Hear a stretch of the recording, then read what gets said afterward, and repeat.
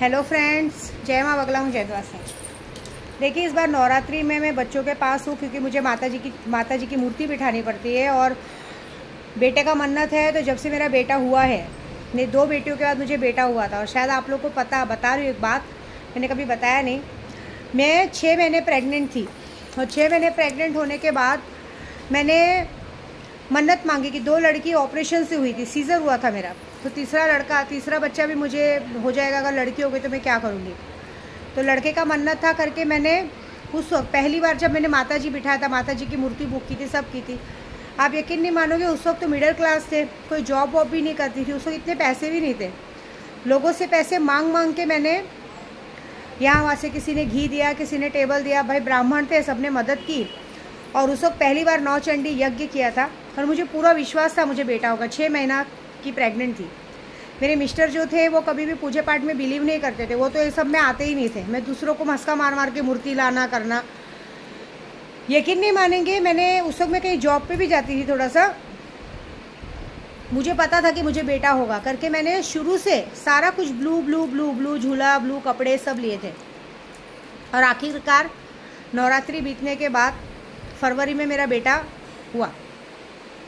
Operation से हुआ लेकिन बड़े अच्छे से हुआ। और आप यकीन नहीं मानेंगे, पूरे हमारे यहाँ के आज भी, उधर तब मैं भाईंदर रहती थी, आज भी वहाँ के सारे लोग मतलब इस बात को मानते हैं कि इसने माता जी बिठाई, इसको बच्चा हुआ। तब से लेकर आज मेरा बेटा 19 साल का हो गया है। आज तक अगर मैंने माता जी बिठाई है और किसी को भी मैंने अगर माता जी की ओढ़ी हुई चुन्नी दी है तो यकीन मानिए वो औरत को बच्चा हुआ ही हुआ है, लड़का हुआ ही हुआ है। आप मानेंगे, हमारे घर में जो लड्डू है, मेरे सेकंड मिस्टर का जो बच्चा है छोटा, 5 साल का है लड्डू हमारा, उसकी मॉम को भी जब वो प्रेग्नेंट थी ना तो डॉक्टर ने पूरा बेड रेस्ट बोला था। तो अभी मैंने इसी तरह से माता की चौकी की थी, माता जी बिठाई थी और माता जी की चुंदरी, माता जी का पूरा श्रृंगार मैंने उसके गोद भराई पे उसको भेजा था। और उनको मैंने कहा था, मेरे मिस्टर को लड़की चाहिए थी, मतलब सेकंड मिस्टर को, लेकिन मैंने कहा था नहीं, आपकी वाइफ को लड़का ही होगा, और लड़का ही हुआ। मार्गशीर्ष के दिन, शुक्रवार के दिन सुबह, कहते ना, सुबह 7:28 पे हमारा बेटा हुआ है लड्डू।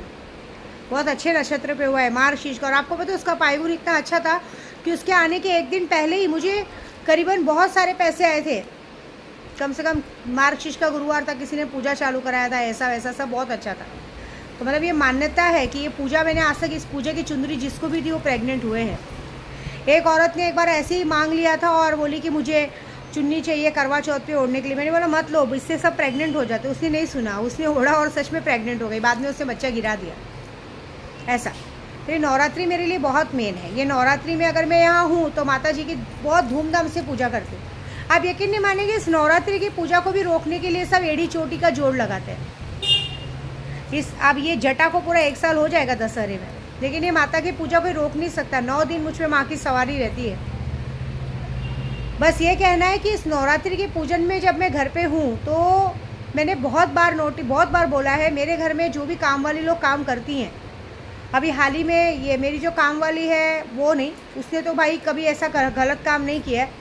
भले उसकी लड़की ने जो किया सो किया, लेकिन उसने कभी गलत काम नहीं किया है। और किया भी होगा तो मैंने देखा नहीं होगा। लेकिन उसके बाद एक औरत आई थी, वो तो भाई अलग ही थी। और उसके बाद एक लड़की आई थी, उसकी लड़की की माँ तो सामने से उसको यहाँ पे आके रिक्वेस्ट करके गई थी कि सब करना, इस घर में चोरी मत करना। तो भी मेरे घर में आप यकीन नहीं मानेंगे, बर्तनों की चोरी हुई है, चम्मच, कढ़ाई, और मेरे बच्चों के कपड़े, मतलब मेरी बेटी के कपड़े, और ऐसी बहुत सारी चीज़ें जो छोटी मोटी चीज़ें चोरी हुई। और एक बार भी ये डर नहीं लगा कि हम अघोरी के घर में हाथ डाल रहे हैं। वो जो उसके अब ये काम वाली निकलने के बाद, ये काम वाली भी अपने दोस्त में निकली थी कि भाई चलो, इनको ऐसा था कि बहुत काम करा था। एक बात बताइए आप यूट्यूब पे सब लोग, अगर एक इंसान को हम 30,000 रुपया दे रहे हैं, 30,000 देने के बाद बेटा अपना कपड़ा खुद धोता है मशीन में, वॉशिंग मशीन का ज़माना है, ठीक है।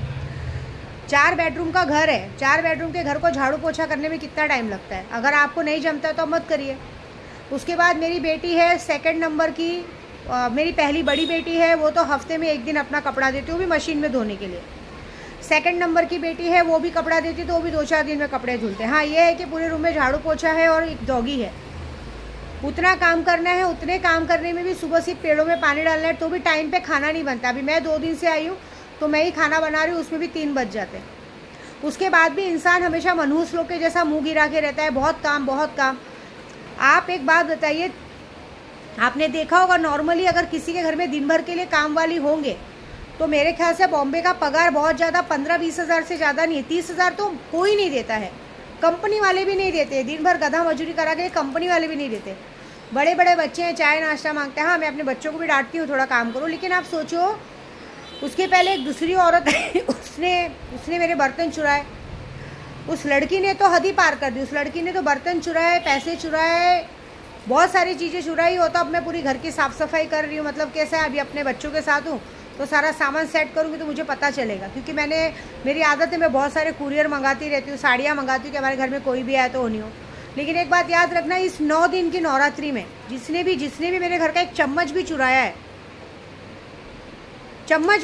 है, अब देखो मैं अपनी बेटी को भी कहती हूँ दोस्त यारों को भी घर पे नहीं लाने का, क्योंकि हम उनको सबको पता है घर में काम वाली। क्या भरोसा तुम अपने दोस्तों यारों को घर पे तक लाते हो, अपने बेडरूम तक ले जाते हो, बेडरूम को दे देते हो, ऐसा कर देते हो, खाना पीना दे देते हो। नहीं करने का। आप अपने घर में किसको भी बुलाओ, हॉल से ऊपर की इजाज़त मत दो। आप आपके बेडरूम में जा रहे हैं, आपका सामान छू रहे हैं, सीधी बात है, उन्होंने अपने घर पे नहीं देखा। बीच में हाल ही में भी मैंने मना किया। एक जन आते थे 24 घंटे, भाई मेरी कुर्सी पे बैठ जाना। मेरी कुर्सी पे आज तक कोई नहीं बैठता। मेरी कुर्सी पे बैठ जाना, काम वाली से रोटियां बनवा के खाना, ये सब मुझे पसंद नहीं। देखिए, आप अपने घर में जाके खाना खाओ, मेरे को सब पसंद नहीं है। यहाँ पे इंसान का एक जन का खाना मुश्किल होता है, सब लोग का कैसे करेंगे। तो मैं डांटती हूँ भाई, सीधी बात है। बच्चों को दोस्ती यारी घर के बाहर, गेट के बाहर, घर के अंदर नहीं चाहिए। घर के अंदर आपने जिसको बुलाने बुलाओ, एक कप चाय पिला दो, पानी पिला दो, बस। खाना पीना ये सब मत रखो, क्योंकि तुम्हें ही तकलीफ होगी। तुम्हारे ही सामान चोरी होते हैं, कपड़े चोरी होते हैं। अभी क्योंकि देखिए, मैं अपने बच्चों के लिए जो भी ऑनलाइन फ्लिपकार्ट से सारा सामान मंगाती हूँ, सब इजीली, मतलब भाई मैं देखो झूठ नहीं बोलूँगी, आपको ही पता है फ्लिपकार्ट में कितने ऑफर्स में सामान मिलते हैं। और जो एंटिक चीज़ें मैं अपने बच्चों के लिए मंगाती हूँ, यहाँ पे कहीं दुकानों में नहीं मिलती है।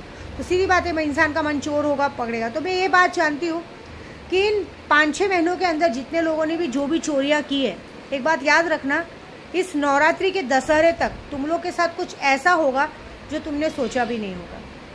समझे? तुमने भले 10 रुपये की चीज़ चुराई होगी, लेकिन तुम्हारा 10 लाख का नुकसान बड़ा लिखा है, ऐसा।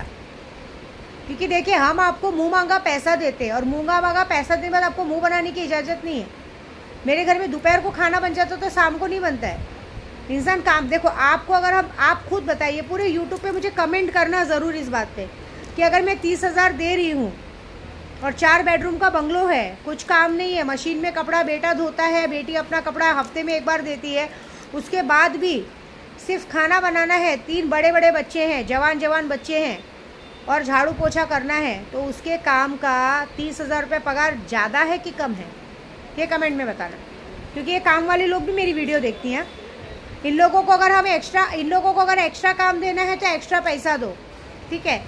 घर की साफ़ सफाई करनी तो कैसे साफ़ सफाई करनी, सिर्फ उठा के पोंछ दो, डब्बे नहीं धोने हैं, डब्बे ऐसे ही रख दो, जो डब्बे वैसे, अरे डब्बे जो खाली हो गए उसे खाली करो। फ्रिज कभी साफ़ नहीं करना है, अब क्योंकि मैं तो इस मामले में बहुत वो हूँ, फ्रिज साफ़ नहीं करना है, कुछ नहीं करना है, जो चीज़ जैसी वैसी करके हटा देना है, ऐसी बात है।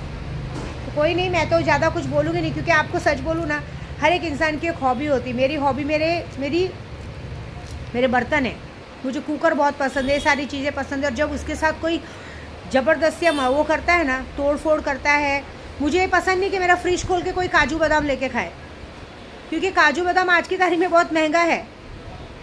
मुझे पसंद नहीं है कि आप आओ और एक गिलास भर के दूध की स्पेशल दूध की चाय बना के पियो। क्यों?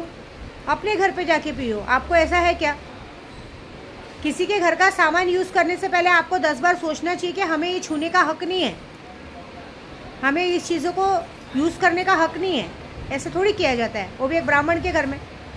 हम लोग सारा दूध दही खा नहीं रहे, भगवान को चढ़ा रहे, और तुम लोग मनमानी आके अदरक डाल के एकदम ताज़ी दूध की चाय बना के पी रहे हो, खा रहे हो। बाप की शादी में तो आए नहीं हो ना, ऐसे हरकत मत करो। और बाकी का तो मैं दशहरे तक देखूंगी मुझे क्या करना है।